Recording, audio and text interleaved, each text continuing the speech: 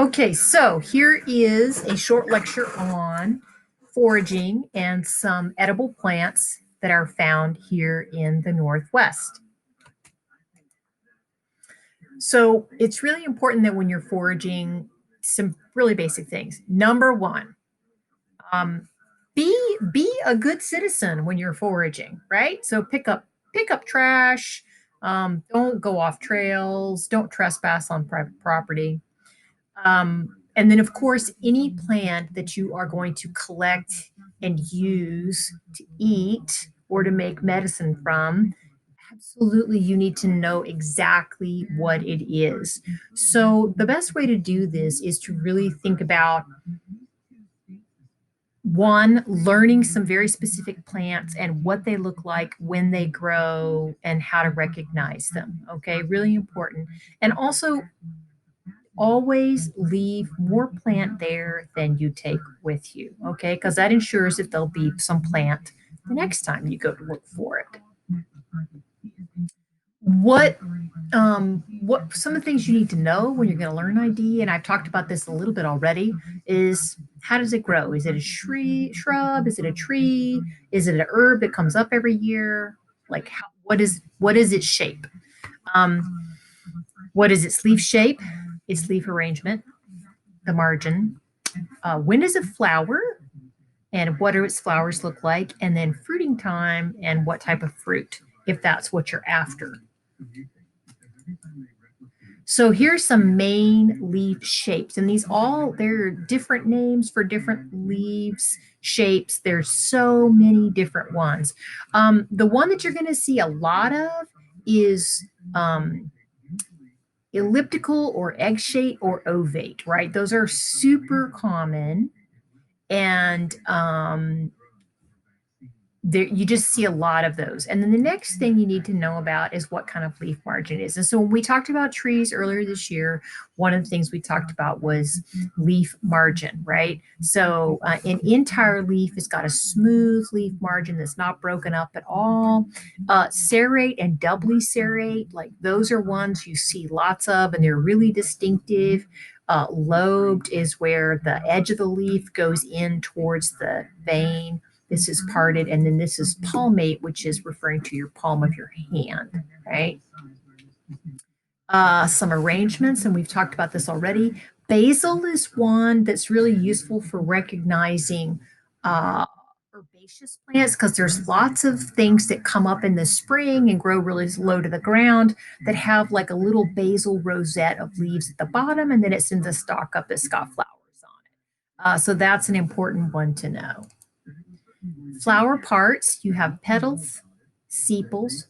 That's the part that covers the flower before it opens. The pistil, which is the female part, and at the bottom of the pistil is an ovary, and that's what the fruit develops into, and then the stamens, which is the male part. Beaked. So here's our first plant. So this is the beaked hazelnut, Corylus cornuta. And this is what it looks like in the spring when it's getting ready to flower. This is a male flower here, and this is a big close up. And this is a female flower. This is where the nut will develop. And here's the flower right there. So this has male and female flowers on the same plant. And it blooms pretty early. It blooms in February. And then the nuts are ready towards the end of the summer. And they have these little hairy stems, and their leaves are oval, and they have a little indent at the bottom. They're alternate. They have toothed margins. They're serrated. The fruits you makes a hazelnut, right, which you can eat, and you can also ground them into meal. The shepherd's purse. This is a some people would call it a weed. It is a really low growing little annual herbaceous plant, and it's in the mustard family. And mustard family plants always have four petals directly across from each other, like this, and then they have six stamens, four tall and two short. But the thing that lets you know that a shepherd's purse, what it actually like, how to identify it, is it's got these funny. These are its seed pods right here, and they look like a little heart with a little thing on the end, and they develop after the flower blooms. And then the leaves at the bottom, they look like dandelions, and you can eat the leaves. You can eat them fresh, or you can cook them. And You can also collect the seed pods and you can grind those up and use them in baking. Here's a crazy one. I just recently learned about this bull kelp. All kelp is edible, but bull kelp, this one in particular, this is Nereocystis, right? You can eat the blades, and then you can also eat this part here, which you can chop up and like eat it fresh, or you can turn it into pickles. Who knew? Pickles. And of course, lots of people know that nettle, Urticaceae, is edible, right? It can also sting you, which is kind of a drag.